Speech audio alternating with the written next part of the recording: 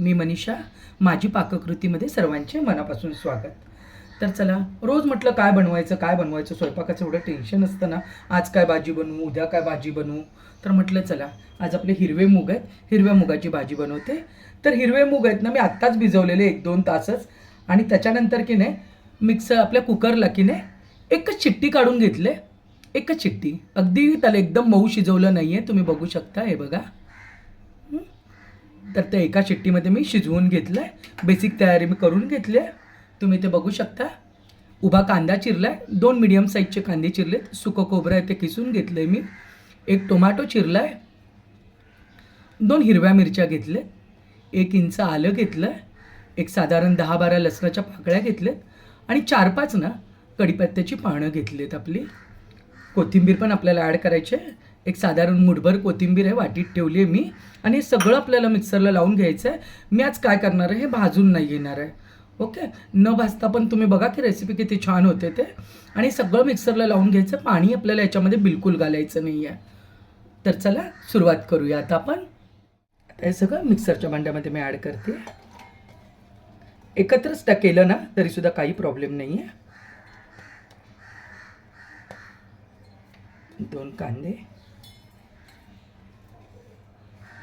तरी साधारण एक अर्धी वाटी असेल सुकं खोबरं,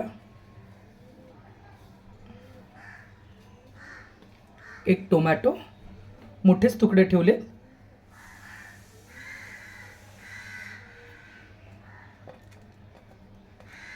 2 मिरच्या, आलं लसूण कढीपत्ता,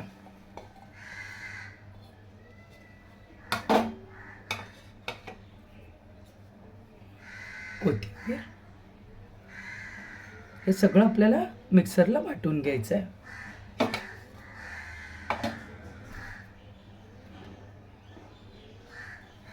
मिक्सर लावून घेते मी.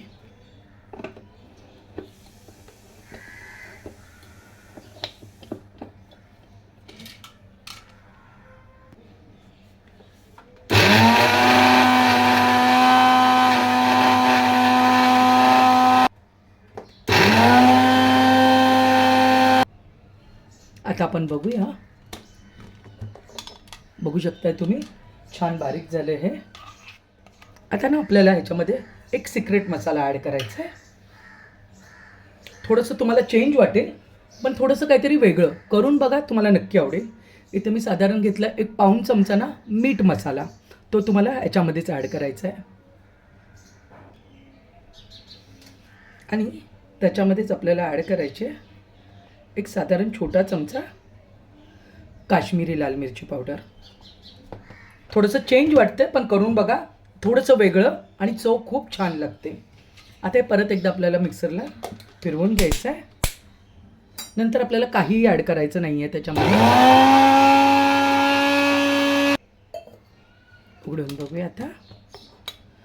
छान मिक्स झाले, पण आपल्याला आता पाणी नाही घालायचं, पण थोडंसं पाणी घालते मी, थोडंसं व्यवस्थित मिक्स व्हायसाठी. अगदी थोडंसं घातलं, एक 2-3 चमचे होतील एवढंच.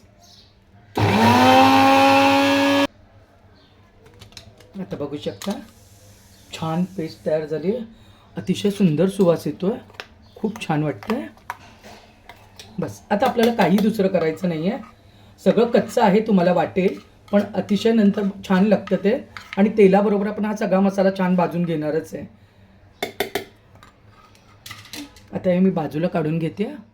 चला आता सुरुवात करूया आपण. कढई जी आहे मी तापायला ठेवले, तेल पण टाकलं आहे म्हणजे गरम होईल लगेच. आता आपलं तेल आहे ते गरम झालं आहे. आता त्याच्यामध्ये मी टाकते मोहरी, थोडेसे जिरे, थोडासा कढीपत्ता तुकडे करून घेतलेत बारीक. त्याच्याबरोबरच आज मी टाकते हिंग, थोडीशी हळद, आणि याच्या मिक्सरमध्ये आपण बारीक करताना थोड्या 2 मिरच्या पण टाकलेत आणि काश्मीरी मिरची पूड पण टाकली आहे. त्यामुळे आता मसाल्यामध्ये टाकताना ना आपल्याला कांदा लसूण चटणी टाकायची, साधारण 1 चमचा भरच. आणि हे मिक्स करून घ्यायचं.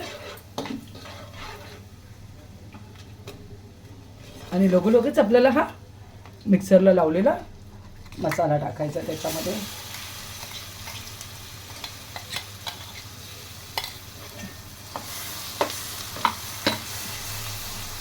आता ह्याच्यामध्येच आपल्याला छान एकदम भाजून घ्यायचा आहे तो.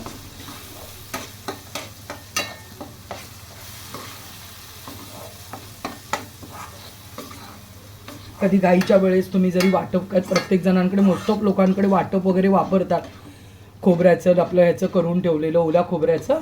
तर घाईच्या वेळेस जरी समजा ते नसेल तर हे आपण असं जरी केलं ना तरीसुद्धा चालतं. पटकन होतं, छान वाटतं. भाजून नाही घेतलं ना तरीसुद्धा चालतं. आणि हे सुद्धा साधारण 1-2 दिवस म्हटलं ना आपण तरीसुद्धा चांगलं राहतं, 1-2-3 दिवस पण.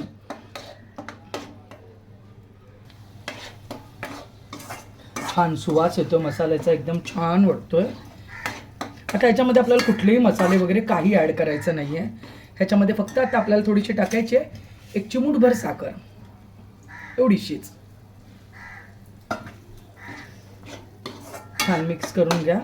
कोथिंबीर वगैरे पण आत्ता टाकायची आपल्याला गरजच नाही आहे बिलकुल. आपण नेहमी मसाल्याबरोबर, कांद्याबरोबर भाजताना टाकतो.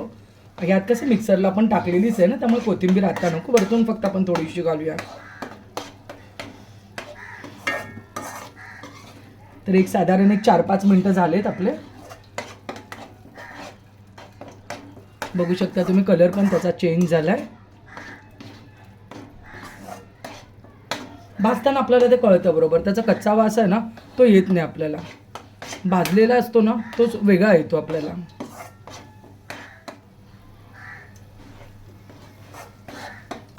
आता कांदा खोबरं आपलं भाजलं गेलंय ना त्याचा सुवास येतो, त्या वासावरून पण आपल्याला कळतं.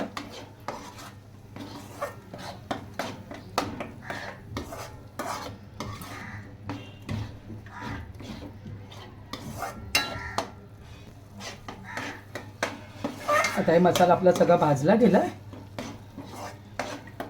आता याच्यामध्ये मी टाकते मूग.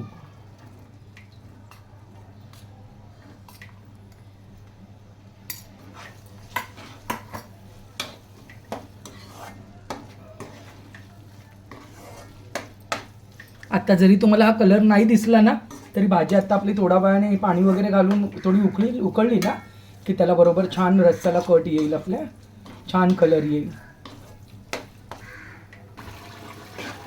आता गॅस थोडासा वाढवते मी.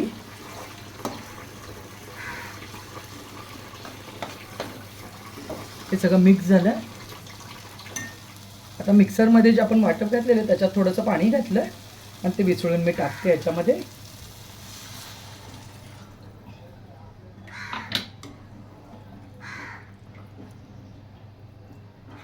रस्सा तुम्हाला किती दाटसर पाहिजे त्या हिशोबाने तुम्ही रस्स्याला पाणी घाला. तसं पण कसे हिरवे मूग आहेत ना, नंतर थोडं घट्टच येतं, त्यामुळे हलकं थोडंसं तुम्ही पातळ ठेवलं तरीसुद्धा चालेल. आता त्याच्यामध्ये मी अजून थोडंसं पाणी ॲड करते.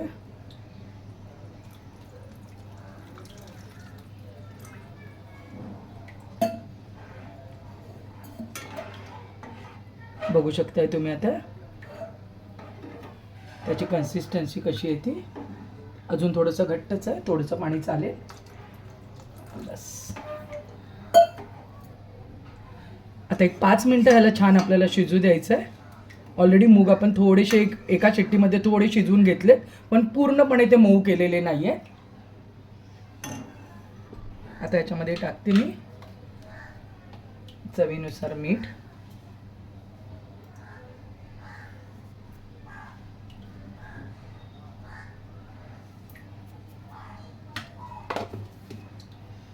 कोथिंबीर.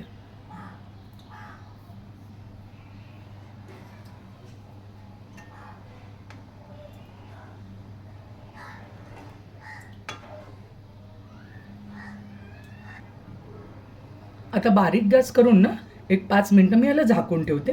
आता गॅस मी बारीक केलाय आणि झाकून ठेवते.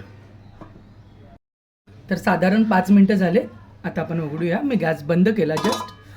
हा हा हा हा बघू शकता तुम्ही किती छान वाटतो एकदम. बघा छान रंग आलाय.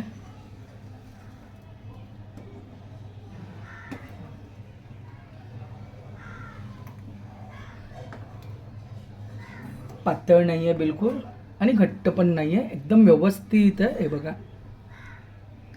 अतिशय सुंदर झाली आणि सुवास पण अतिशय सुंदर येतो आहे. तर या प्रकारे तुम्ही पण करून बघा. सोपी पद्धत आणि जरा काहीतरी वेगळं चेंज म्हणून.